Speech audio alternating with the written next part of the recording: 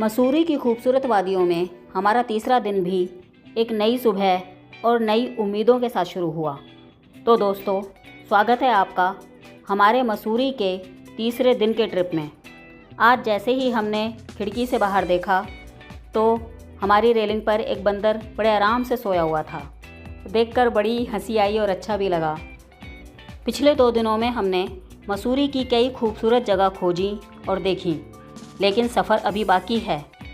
हर दिन हमें कुछ नया देखने को मिल रहा था और हर रास्ता एक नई कहानी कह रहा था। तो चलिए चलते हैं, आज की खूबसूरत यादों का सफ़र शुरू करते हैं। आज का हमारा प्लान था सबसे पहले सुरकंडा देवी जाने का, जो धनौल्टी में स्थित है, वहाँ जाने का। हम यहाँ पिछली बार भी गए थे, तब इस मंदिर से हमारी आस्था जुड़ गई थी और यह जगह भी हद से ज़्यादा पसंद आई थी। पिछली बार हम पहली बार यहाँ गए थे और हमने पूरी चढ़ाई सीढ़ियों से पैदल पूरी की थी। काफ़ी टफ चढ़ाई थी, बहुत मेहनत लगी थी, पर मंदिर पर पहुंचकर मन प्रसन्न हो गया था। तो हम सब ने सोचा हुआ था कि सरकुंडा देवी तो ज़रूर जाएंगे, बस मौसम सही रहे। तो इस बार भोलेनाथ की कृपा से मौसम सही रहा। मसूरी से धनौल्टी के रास्ते में भी कई बीच में खूबसूरत वैली और दृश्य पड़े, जहां हमने थोड़ी देर रुक कर कुछ वीडियोस बनाई और फ़ोटोज़ खिंचाई और एक जगह चाय पी, जहां पर हमने पिछली बार भी पी थी। तब उनकी चाय हमें काफ़ी पसंद आई थी। तो ऐसे ही रुकते रुकाते और दृश्यों का आनंद लेते हुए हम मंदिर की तरफ बढ़ते जा रहे थे। बहुत ही प्यारा और बेहद खूबसूरत सफ़र था। एक तरफ बड़े बड़े पेड़ और पहाड़ और एक तरफ खूबसूरत वादियाँ। बहुत ही मनमोहक लग रहा था वो रास्ता और सफ़र, बेहद खूबसूरत।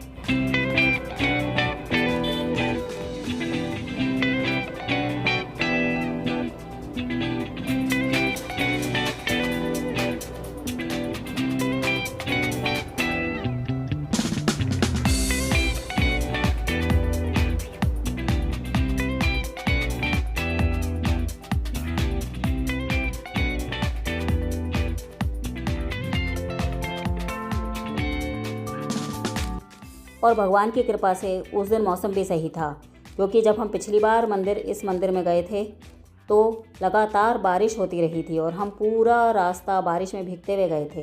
लेकिन इस बार बारिश नहीं थी, तो हमें पूरी उम्मीद थी कि हमें ट्रॉली चालू मिल जाएगी, और ऐसा ही हुआ। जब हम मंदिर पर पहुँचे तो हमें पता चला कि ट्रॉली चालू है। तो बस हमने लाइन में लगकर ट्रॉली के टिकट खरीदी।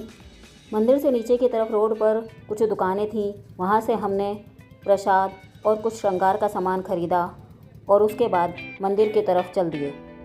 इस बार काफ़ी भीड़ थी, काफ़ी श्रद्धालु आए हुए थे, जबकि हम पिछली बार जब गए थे तब ना तो ट्रॉली चालू थी और ना ही बहुत ज़्यादा लोग थे। लेकिन इस बार श्रद्धालुओं की अच्छी खासी भीड़ थी। सड़क से कुछ सीढ़ियाँ चढ़ने के बाद ट्रॉली स्टार्ट होती है। मंदिर की सीढ़ियाँ स्टार्ट होते ही वहाँ बहुत से बंदर बैठे रहते हैं जो प्रसाद और फ़ोन छीन लेते हैं। तो मैंने अपना फ़ोन अंदर रखा और हम ट्रॉली में बैठ गए।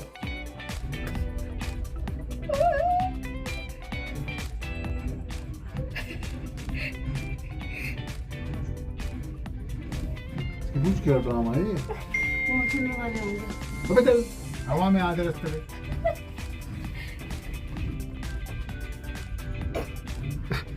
तुझे भी डर लग रहा है?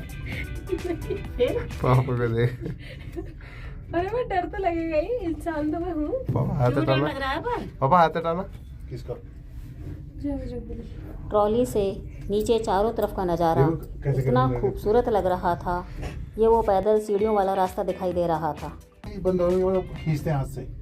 हाथ से ही। हाथ से थोड़ी खींच रहे हैं। ऐसे ही लग रहा हाथ है। से क्यों खींचेंगे? तेरी में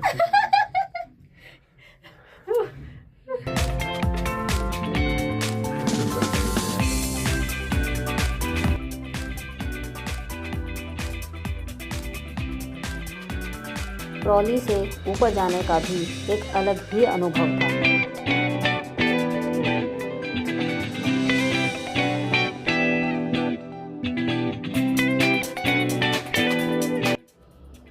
पिछली बार हमें मंदिर तक पहुंचने में पूरे 4-5 घंटे लगे थे, लेकिन इस बार ट्रॉली से हम 10-15 मिनट में ही मंदिर तक पहुंच गए। चलो बेटा ठीक हो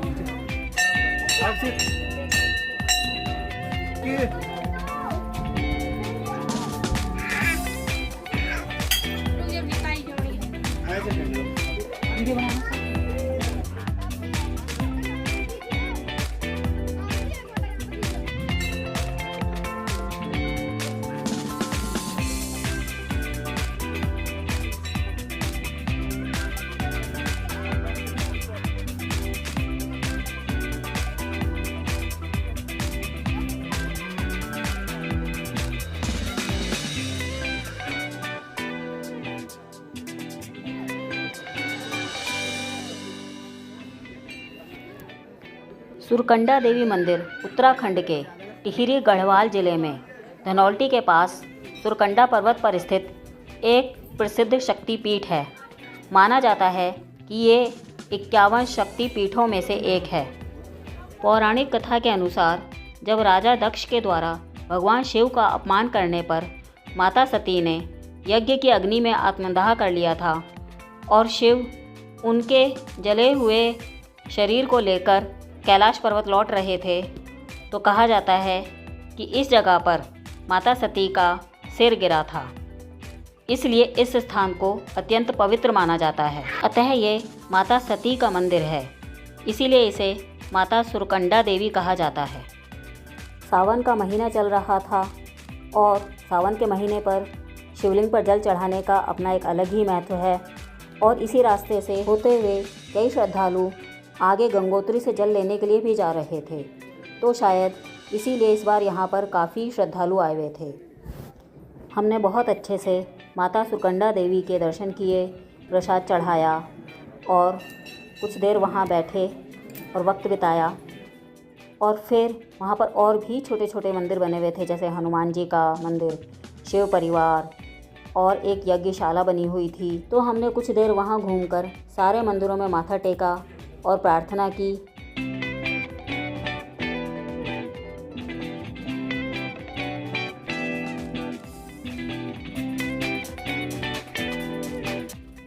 शिव परिवार के मंदिर के पीछे नीचे की तरफ जाकर एक बंदा सबको नारियल छील कर दे रहा था, तो हमने भी अपना नारियल उनसे छीलने के लिए कहा और फिर अमन ने शिव मंदिर पर अपना नारियल फोड़ा और चढ़ाया और सबको बांट दिया।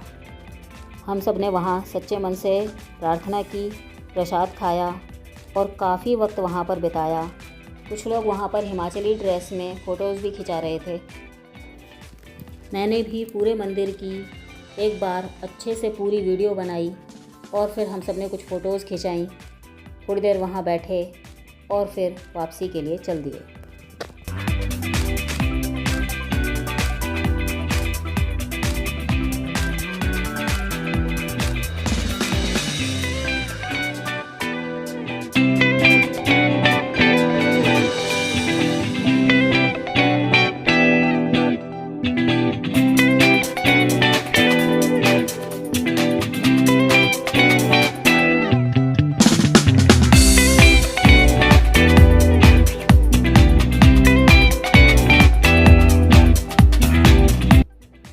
मंदिर से चारों ओर दिखाई देने वाले हिमालयी पर्वत और घाटियों के मनोरम दृश्य इस यात्रा को और भी खास बना देते हैं।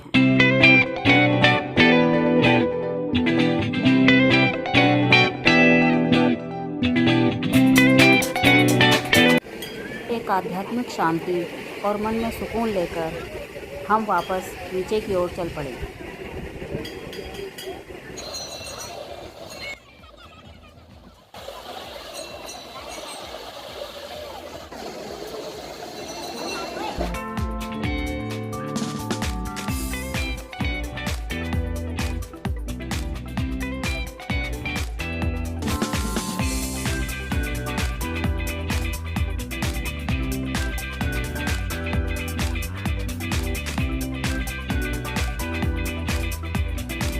वापस नीचे आते वक्त हमें वो रास्ता एकदम साफ दिखाई दे रहा था, जिस रास्ते से हम पिछली बार बहुत ही मुश्किल से चढ़ाई करके ऊपर तक आए थे।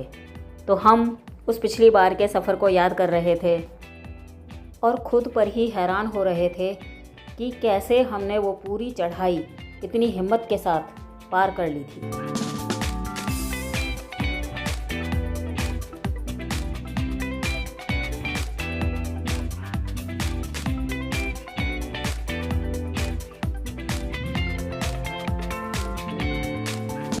अभी भी काफ़ी लोग उसी रास्ते से चढ़ाई कर रहे थे और हम उन्हें देखकर अपने उन पिछले पलों को याद कर रहे थे। इतनी खुशी महसूस हो रही थी दर्शन करने के बाद। वापस लौटते समय हम वादियों के ऊपर घूम रहे थे। ट्रॉली से उस पूरी पहाड़ी का नज़ारा, वादियाँ और धुंध, हम बादलों के बीच में सफ़र कर रहे थे। इतने ऊंचे ऊंचे पेड़, बहुत ही प्यारा व्यू था वो, बहुत ही मनमोहक।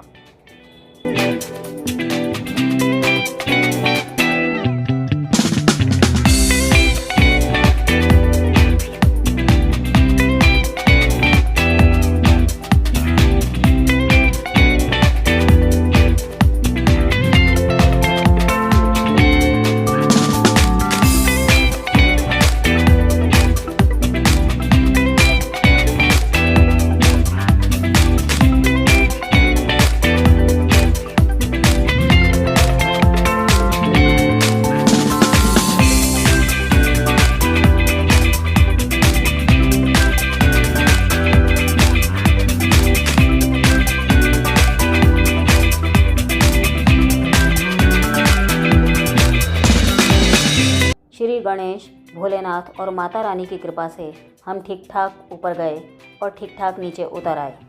माता रानी को एक बार फिर से प्रणाम कर हम बढ़े आगे की तरफ। कानाताल, जो यहाँ से कुछ ही दूरी पर था। अब सबको भूख भी लग रही थी, तो सबने प्लान किया कि कानाताल जाकर ही लंच करते हैं।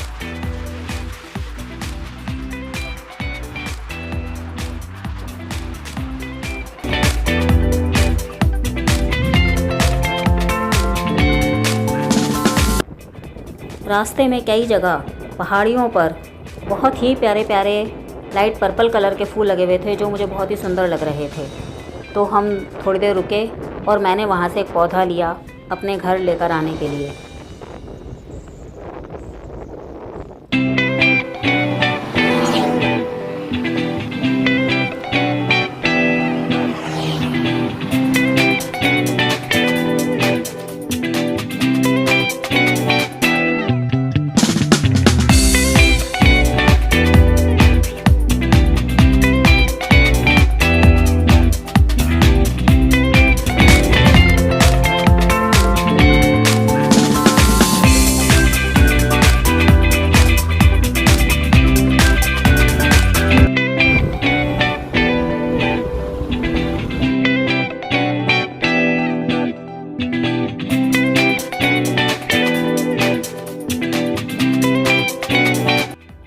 और कुछ 1 घंटे के सफ़र के बाद हम पहुंच गए कानाताल।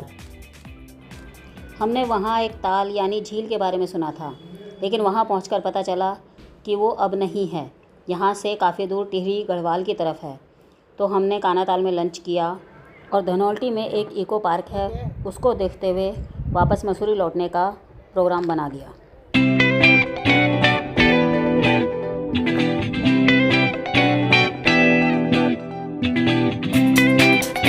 वापसी में हमने कुछ सेब के बाग देखे।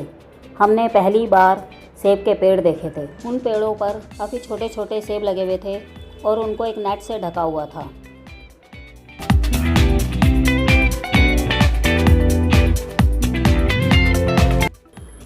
आते वक्त रास्ते में वो इतनी खूबसूरत वादियाँ देखकर मुझे वो गाना याद आ रहा था, दिल कहीं रुक जा यहीं पर कहीं, जो बात इस जगह पर है कहीं पर नहीं।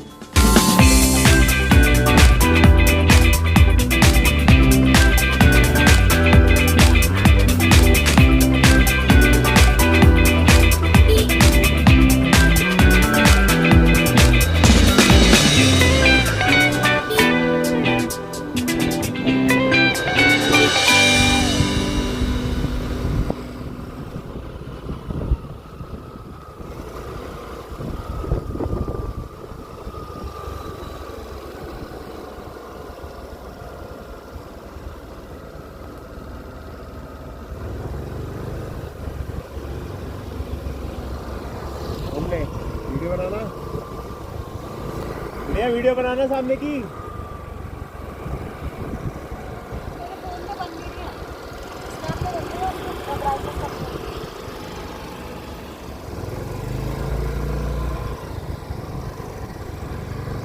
जूम इन जूम आउट कर मत करो, नॉर्मल बना लो। रास्ते में एक महल टाइप बहुत सुंदर होटल बना हुआ था। मुझे लगा था कोई वो ख़ास जगह होगी, लेकिन पास जाकर देखा तो वो एक होटल था, 5 स्टार होटल।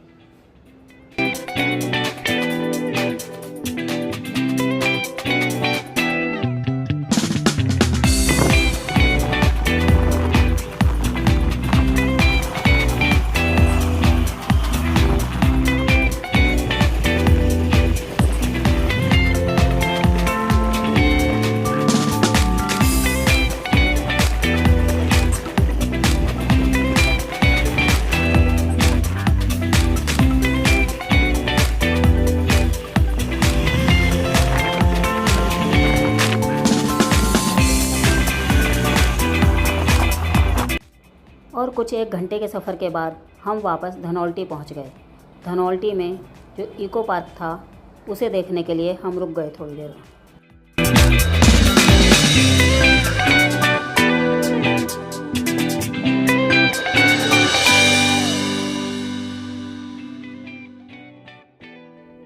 ये पार्क मसूरी से लगभग 25 किलोमीटर दूर मसूरी चंबा रोड पर बना हुआ एक सुंदर प्राकृतिक पार्क है। इको पार्क के 2 हिस्से हैं, अंबर और धारा। हम इको पार्क अंबर वाले हिस्से में गए थे। ये पार्क पहाड़ियों पर बने लगभग 13 हेक्टेयर के देवदार और ओक के जंगल में फैला हुआ है। यहाँ का एंट्री टिकट 50 रुपीज़ पर पर्सन था। हमने टिकट लिया और अंदर एंट्री की।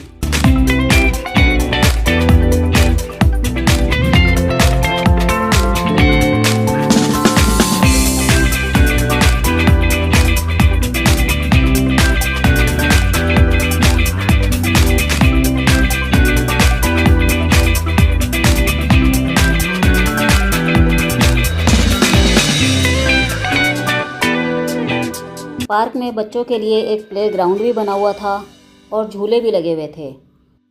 और सबसे सुंदर वहाँ पर डहलिया के जैसे बहुत बड़े बड़े फूल लगे हुए थे जो बहुत ही सुंदर लग रहे थे। और पूरा पार्क पहाड़ियों पर बना हुआ था।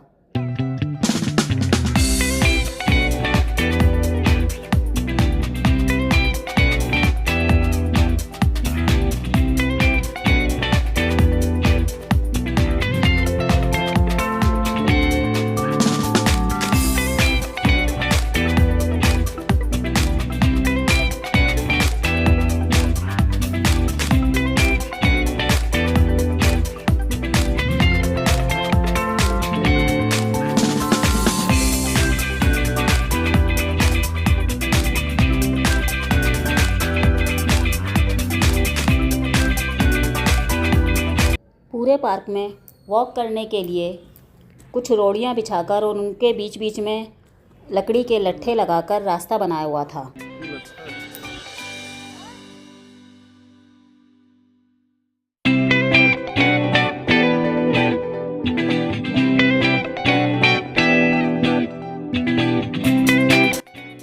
एज़ यूजुअल, जैसा कि मैंने पहले भी बताया कि हम जहाँ भी जाते वहीं हमें बहुत प्यारे प्यारे से कुत्ते मिल जाते।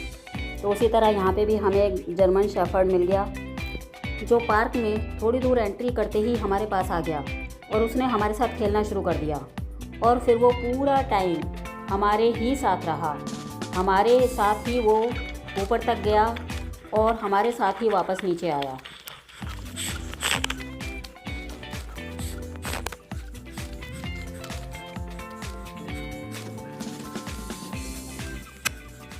पूरा पार्क काफ़ी चढ़ाई पर बना हुआ था।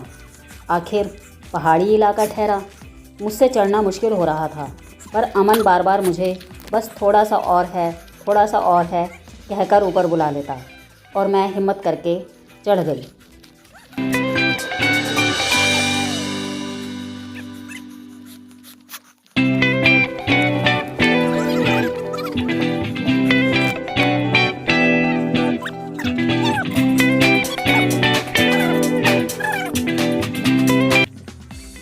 ऊपर पार्क में भगवान शिव की एक बहुत बड़ी सी मूर्ति बनी हुई थी। मैंने वहाँ जाकर उनको नमन किया और फिर और थोड़े सा ऊपर गए। ऊपर वो कुत्ता तो रुकने का नाम ही नहीं ले रहा था। वो ये चाह रहा था कि बस उसके साथ खेलते रहो। वहाँ पे और भी काफ़ी लोग आए हुए थे। सब समझने लगे कि ये हमारा कुत्ता है और हमारे ही साथ आया है। बच्चों को भी उसके साथ खेलने में बहुत ही मज़ा आ रहा था, बहुत ही खुश थे। ऊपर एक चाय की छोटी सी दुकान बनी हुई थी। पूछने पर पता चला कि ये कुत्ता उनका था और ये सिर्फ 1 साल का था। बहुत ही प्यारा कुत्ता था और बहुत ज़्यादा एक्टिव। पूरा टाइम नीचे से लेके ऊपर तक और ऊपर से नीचे आने तक हमारे ही साथ रहा और पूरा टाइम खेलता रहा, भागता रहा।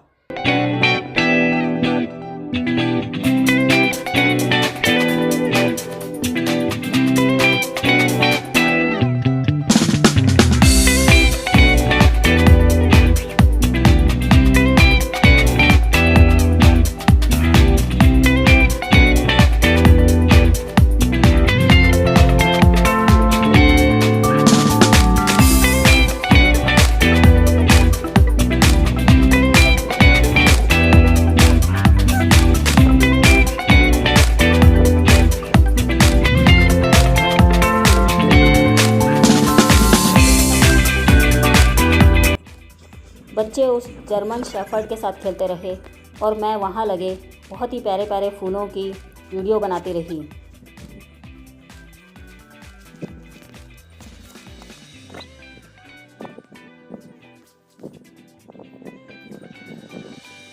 हल्की हल्की बारिश होने लगी थी और धीरे धीरे धुंध भी काफ़ी बढ़ने लगी थी, तो काफ़ी शांति छाई हुई थी वहाँ पर। अच्छा तो बहुत लग रहा था, लेकिन वापस लौटने का टाइम हो रहा था।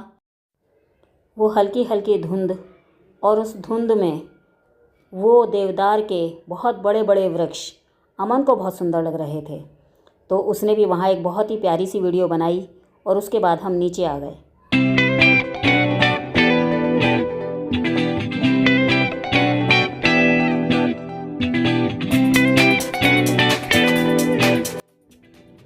नीचे वहाँ पर झूले लगे हुए थे, तो हमारा भी मन किया कि थोड़ी देर झूला झूलते हैं।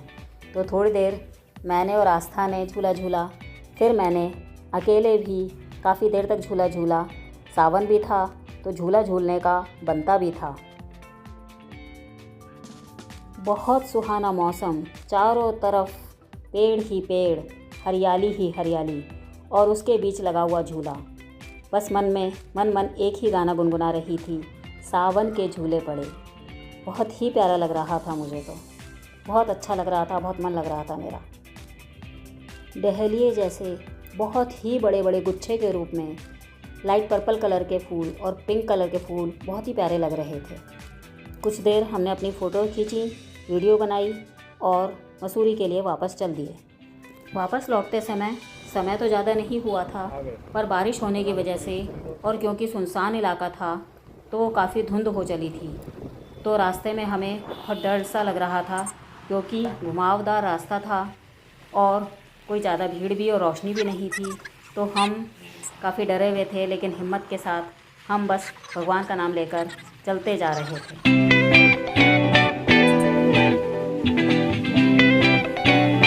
रास्ते में ऐसे कई श्रद्धालु थे जो गंगोत्री से जल लेकर आ रहे थे शिवजी पर चढ़ाने के लिए। मैं तो बस मसूरी पहुंचने का इंतज़ार कर रही थी। आखिर में जब मसूरी का बोर्ड दिखाई दिया, मेरी तो तब जान में जान आई। आखिर में हम मसूरी पहुंच ही गए और आज हमें स्कूटी भी वापस करनी थी, तो स्कूटी वाले का भी फ़ोन आ रहा था।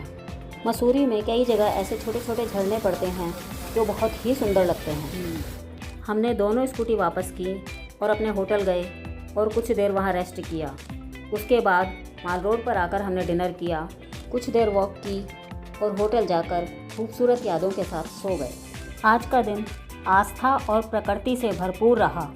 धनौल्टी की खूबसूरत वादियाँ, माँ सुरकंडा देवी के दर्शन, इको पार्क की हरियाली और कानाताल की मनमोहक खूबसूरती।